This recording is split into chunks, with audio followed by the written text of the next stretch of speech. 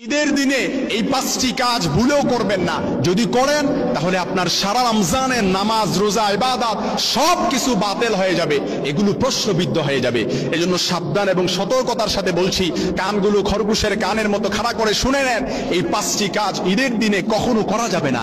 একজন মুমিন বান্দা সে যখন সারা রমজানে নামাজ, রোজা, সাহরি, ইফতারি, তারাবি পড়ে, তারপর এগুলো আদায় করার পর সে যখন শাওয়ালের চাঁদ উদিত হয়, শাওয়ালের প্রথম দিনে 2 রাকাত নামাজ আদায়ের মাধ্যমে ঈদকে সেলিব্রেট করে, এই ঈদের দিন আমরা হর হামেশাই 5টি কাজ করার কারণে সারা রমজানের ইবাদতগুলো আমাদের কাছে প্রশ্নবিদ্ধ হয়ে যেতে পারে। এজন্য আল্লাহ তাআলার কাছে ইবাদতগুলো কবুল করানোর জন্য ঈদের দিনে 5টি কাজ থেকে বিরত থাকবেন। সাবধান এবং সতর্কতার সাথে বলছি, 1 নাম্বার যেটা করবেন না সেটা হচ্ছে ঈদের দিন এমন কোনো কাজ করা উচিত নয় যেটা নবীজি সাল্লাল্লাহু আলাইহি সাল্লাম করতে নিষেধ করেছেন। অথচ আমরা হর হামেশা ঈদের দিনে আল্লাহ রাসূল যেটা নিষেধ করেছেন এরকম অনেক কাজ আছে আমাদের দ্বারা সংঘটিত হয়ে যায়। এই জন্য আমি একেবারে নাম ধরে বলতে চাই না, তবে এতটুকু বলি যে ঈদের দিনে এমন কোনো কাজ করা যাবে না যেটা নবী সাল্লাল্লাহু আলাইহি সাল্লাম করতে নিষেধ করেছেন। 2 নাম্বার, মা বোনদের জন্য এটা একেবারে অত্যন্ত গুরুত্বপূর্ণ। ঈদের দিন যেটা করবেন না সেটা হচ্ছে আনন্দের নামে বেপরদায় ঘোরাফেরা করা যাবে না। আমাদের অনেক মা বোন আছে আনন্দের নামে সাজগুজ করে, মেকআপ করে, পার্লারিং করে, অনেকেই আছে যে মহল্লার অলিতে গলিতে ঘুরে বেড়ায়, অনেক পর পুরুষকে দেখায়, পর পুরুষকে আকৃষ্ট করে।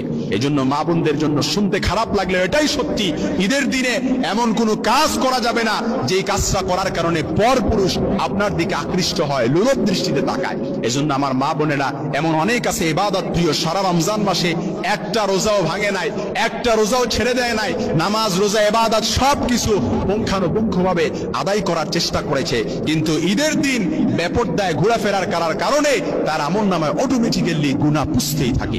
এজন্য আমার মা বোনেরা সাবধান হয়ে যাবেন। 3 নম্বরে যেটা করা যাবে না, ঈদের দিন আনন্দের নামে কোনো ধরনের অশ্লীল কাজ করা যাবে না। এটা মা, বোন এবং ভাই সবাইকে বলছি, ঈদের দিন আনন্দের নামে কোনো অশ্লীল কাজ করা যাবে না, যেটার কারণে আপনার আমলনামায় গুনাহ পুষতে থাকবে, এমনকি সারা রমজানের ইবাদতগুলো প্রশ্নবিদ্ধ হয়ে যাবে। কারণ ঈদগাহে যখন আপনি সালাত আদায় করবেন, তার মানে আপনি সালাত পড়ছেন না, আপনি রমজানে যে রোজা রাখলেন এই আনন্দটাকে আপনি সেলিব্রেট করছেন, ঈদ উদযাপন করছেন 2 রাকাত নামাজ পড়ার মাধ্যমে ঈদগাহের মধ্যে। এজন্য 3 নাম্বার, ঈদের দিন কখনো কোনো ধরনের অশ্লীল কাজ করা যাবে না। 4 নাম্বার যেটা করবেন না সেটা হচ্ছে ঈদ উৎসবের নামে, ঈদ আনন্দের নামে কোনো মা এবং বোন পুরুষের বেশভূষা পরা যাবে না, কিংবা কোনো পুরুষ, কোনো ভাই মহিলাদের বেশভূষা ধারণ করা যাবে না। কারণ আল্লাহ রাসূল বলেছেন, অমুসলিম কোন কৃষ্টি কালচার যখন আপনার ভেতরে প্রবেশ করবে, আপনি যখন ইহুদি নাসারাদের কৃষ্টি কালচার অনুসরণ করবেন, মান তাশাব্বাহা বিকাউমিন ফাহুয়া মিনহুম, তাহলে আপনি তাদের দলবদ্ধ হয়ে যাবেন। এজন্য 4 নাম্বার, ঈদের দিন এই কাজটা কখনোই করা যাবে না। 5 নাম্বার যেটা করবেন না সেটা হচ্ছে ঈদ আনন্দের নামে আতশবাজি।